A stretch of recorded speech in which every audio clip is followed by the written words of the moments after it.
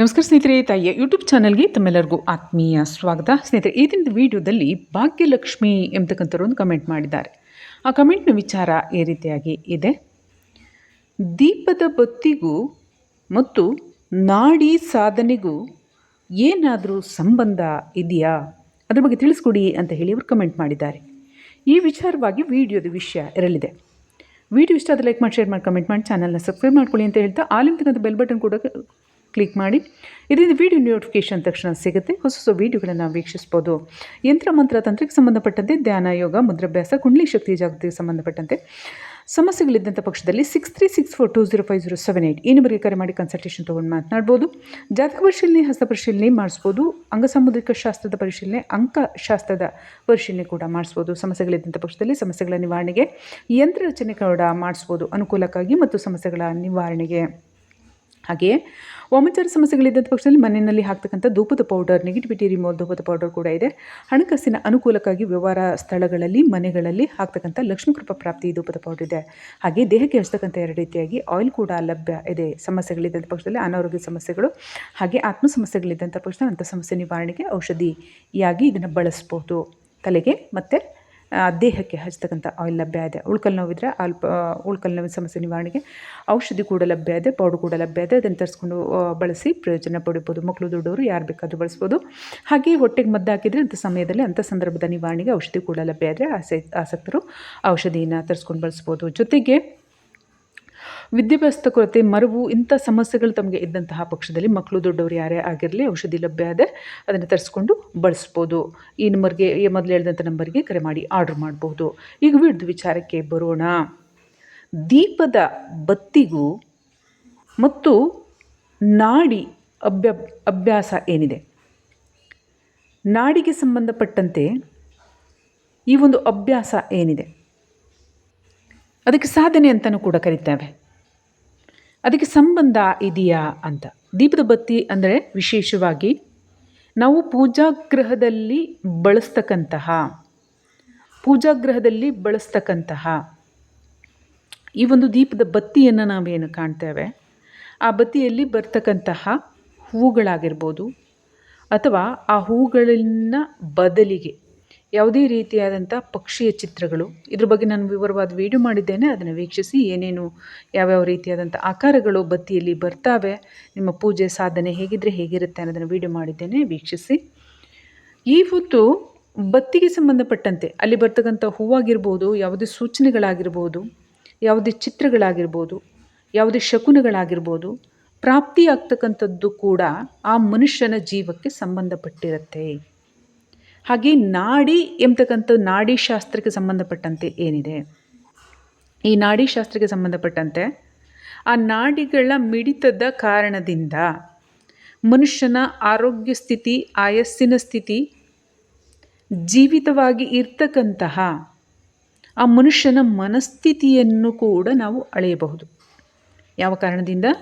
ಈ ನಾಡಿ ಶಾಸ್ತ್ರದಿಂದ ಆರೋಗ್ಯ ಸ್ಥಿತಿ, ಮನಸ್ಸಿನ ಸ್ಥಿತಿ ಹಾಗೆ ಆಯಸ್ಸಿನ ಸ್ಥಿತಿ ಈ ನಾಡಿ ಶಾಸ್ತ್ರದಿಂದ ನಾವು ತಿಳಿಯಬಹುದು.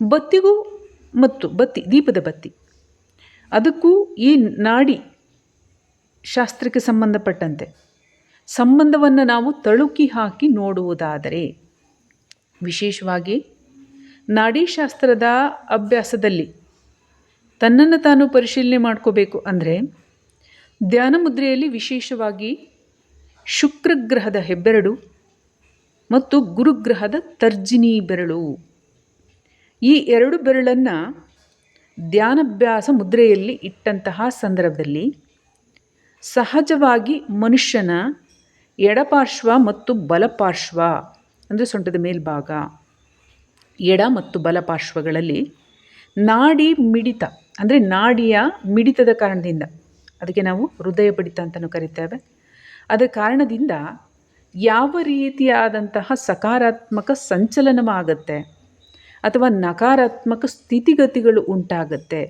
ಇದರ ಅನುಸಾರವಾಗಿ ನೀವು ಪೂಜಾಗೃಹದಲ್ಲಿ ಕೂತು ಧ್ಯಾನಮಗ್ನ ಸ್ಥಿತಿಯಲ್ಲಿದ್ದು ಈ ಮುದ್ರಾಧಾರಣೆಯನ್ನು ಮಾಡಿ ದೀಪ ಎಂಬತಕ್ಕಂಥ ಜ್ಯೋತಿಯನ್ನು ಸಂಕಲ್ಪದ ಮೂಲಕ ಬೆಳಗಿದಾಗ ಆ ಒಂದು ಬೆಳಕಿನಲ್ಲಿ ಪ್ರಖರತೆ ಕಂಡುಬಂದರೆ ತಮ್ಮ ಧ್ಯಾನಾಭ್ಯಾಸ 10, 15, 20, 25, 30 ನಿಮಿಷಗಳವರೆಗೆ ನಿರಂತರ ಮಂತ್ರ ಜಪದೊಂದಿಗೆ ಅಥವಾ ಭಗವಂತನ ನೆನಪು ಮಾಡ್ಕೊಳ್ತಕ್ಕಂತಹ, ಸ್ಮರಣೆ ಮಾಡ್ಕೊಳ್ತಕ್ಕಂತಹ ವಿಧಾನದಲ್ಲಿ ಎಡಪಾರ್ಶ್ವ ಬಲಪಾರ್ಶ್ವದಲ್ಲಿ ಉಂಟಾಗ್ತಕ್ಕಂತಹ ಕ್ರಿಯೆಗಳನುಸಾರವಾಗಿ, ಕ್ರಿಯೆ ಅಂದರೆ ಏನು?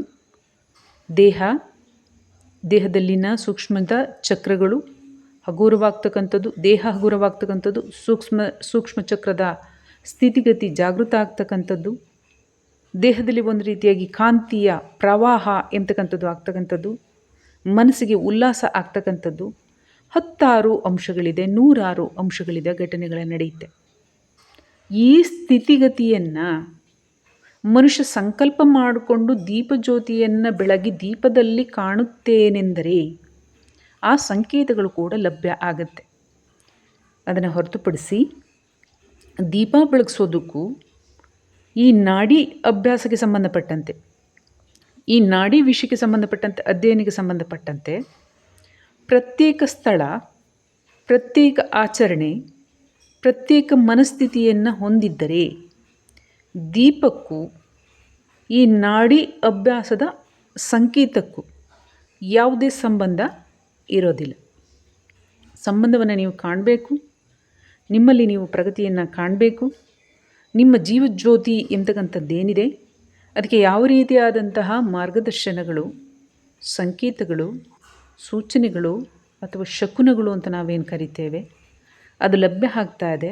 ಅಥವಾ ನಿಮ್ಮ ನಾಡಿ ಅಭ್ಯಾಸದ ವಿದ್ಯಾಭ್ಯಾಸದಲ್ಲಿ ನಿಮಗೆ ಎಷ್ಟರ ಮಟ್ಟಿಗೆ ಪ್ರಗತಿ ಆಗ್ತಾ ಇದೆ, ನೀವು ಎಷ್ಟು ಕಾನ್ಸಂಟ್ರೇಟ್ ಮಾಡಬಲ್ಲಿರಿ, ಕಾನ್ಸಂಟ್ರೇಟ್ ಮಾಡಲಿಕ್ಕೆ ಆಗ್ತಾ ಇದೆ, ಅದು ಎಷ್ಟರ ಮಟ್ಟಿಗೆ ನಿಮ್ಮ ಚಕ್ರಗಳಲ್ಲಿ ಜಾಗೃತಿ ಆಗ್ತಾ ಇದೆ, ನಾಡಿ ಮಿಡಿತ ಹೇಗಿದೆ, ವಿಶೇಷವಾದಂಥ ಪ್ರಮುಖ 10 ನಾಡಿಗಳಲ್ಲಿ 2 ಕಿವಿಗಳು, 2 ಕಣ್ಣು, ಮೂಗಿನ ಹೊಳ್ಳೆಗಳು, ಬಾಯಿ ಮತ್ತು ನವರಂಧ್ರಗಳಲ್ಲಿ ಬರ್ತಕ್ಕಂಥ ಗುಪ್ತಾಂಗಗಳು, ಈ 10 ಸ್ಥಾನಗಳಲ್ಲಿ 10 ಮುಖ್ಯ ನಾಡಿಗಳು ಆ ಸಂದರ್ಭಕ್ಕೆ ಸಂಬಂಧಪಟ್ಟಂತೆ ಹೇಗೆ ಕಾರ್ಯವನ್ನು ಮಾಡ್ತಾವೆ ಅಂದು ಪ್ರಮುಖವಾಗಿ ಗೊತ್ತಾಗುತ್ತೆ.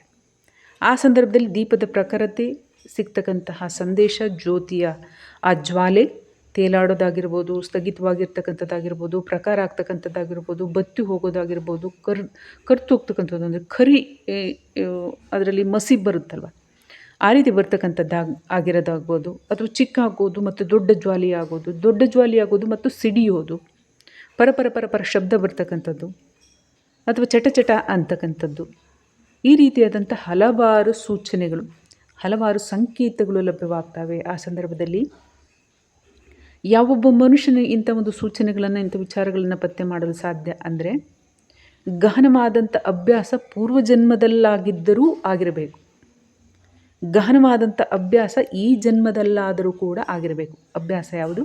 ಆಧ್ಯಾತ್ಮಿಕ ಆಚರಣೆ, ಮಂತ್ರ ಜಪ, ಭಗವಂತನ ಒಂದು ಆಶೀರ್ವಾದ, ಯಾವುದಾದ್ರೂ ಸಿದ್ಧಿ ಅಥವಾ ಯಾವುದಾದ್ರೂ ಶಕ್ತಿ ಉಪಲಬ್ಧಿಯಾಗಿದ್ದರೆ, ಅಂದರೆ ಲಬ್ಧ ಆಗಿದ್ದರೆ, ನಿಮಗೆ ಪ್ರಾಪ್ತಿಯಾಗಿದ್ದರೆ, ಈ ಪೂರ್ವಜನ್ಮದಲ್ಲಿ ಪ್ರಾಪ್ತಿಯಾಗಿದೆ, ಈ ಜನ್ಮದಲ್ಲಿ ನೀವೇನಿಲ್ಲ, ಸಾಮಾನ್ಯ ಇದ್ದೀರಾ, ಆದಾಗ್ಯೂ ಕೂಡ ಆ ಶಕ್ತಿ ಉಪಸ್ಥಿತವಿರುತ್ತೆ. ಯಥಾಶಕ್ತಿ ಯಥಾಮತಿ ನಿಮ್ಮ ಬುದ್ಧಿಮಟ್ಟಕ್ಕೆ ಸಂಬಂಧಪಟ್ಟಂತೆ ನಿಮ್ಮ ಶಕ್ತಿಗೆ ಅನುಸಾರವಾಗಿ ಶುದ್ಧ ಕ್ಷೇತ್ರದಲ್ಲಿ ಕುಳಿತು, ಅಂದರೆ ಪೂಜಾಗೃಹದಲ್ಲಿ ಕುಳಿತು ಸಾತ್ವಿಕ ಆಚರಣೆ ಇವೆಲ್ಲ ಕಡ್ಡಾಯ ಆಚರಣೆಗಳನ್ನು ನೀವು ಮಾಡ್ತಾಯಿದ್ದು ಅಥವಾ ನಿಮ್ಮ ಹುಟ್ಟಿನಿಂದಲೇ ಬಂದಿದ್ದರೆ ಯಾವುದೇ ಸಂದರ್ಭದಲ್ಲಿ ನಿರಂತರ ನೀವು ಕನಿಷ್ಠ 72 ಅಥವಾ 108 ದಿನಗಳು ಕೇವಲ ಪ್ರಾಣಾಯಾಮದ ಅಭ್ಯಾಸವನ್ನು ಮಾಡಿ 108ನೇ ದಿನದ ನಂತರ ಈ ನಾಡಿಶಾಸ್ತ್ರಕ್ಕೆ ಸಂಬಂಧಪಟ್ಟಂತೆ ದೀಪಜ್ಯೋತಿಯಲ್ಲಿ ಆ ನಾಡಿಶಾಸ್ತ್ರಕ್ಕೆ ಸಂಬಂಧಪಟ್ಟಂತೆ ಸೂಚನೆಗಳನ್ನು ನೀವು ಕಂಡುಕೊಳ್ಳುವುದಾದರೆ, ನಾಡಿಶಾಸ್ತ್ರದ ಅಭ್ಯಾಸಕ್ಕೆ ಸಂಬಂಧಪಟ್ಟಂತೆ ನಿಮಗೆ ಸಾಕಷ್ಟು ಮಾಹಿತಿಗಳು, ಸಾಕಷ್ಟು ಜ್ಞಾನ, ಸಾಕಷ್ಟು ಶಕ್ತಿ, ಮನಸ್ಸಿಗೆ ಯಥಾವತ್ತಾದಂತಹ ಅಂಶಗಳು ಪ್ರಕಟಗೊಳ್ಳುತ್ತವೆ. ಇಲ್ಲದಿದ್ದಂಥ ಪಕ್ಷದಲ್ಲಿ ಈ ಒಂದು ದೀಪಜ್ಯೋತಿಗೂ ನಾಡಿಶಾಸ್ತ್ರಕ್ಕೂ ಯಾವುದೇ ಸಂಬಂಧ ಇಲ್ಲ. ಮುಂದಿನ ವಿಡಿಯೋದಲ್ಲಿ ಭೇಟಿಯಾಗೋಣ.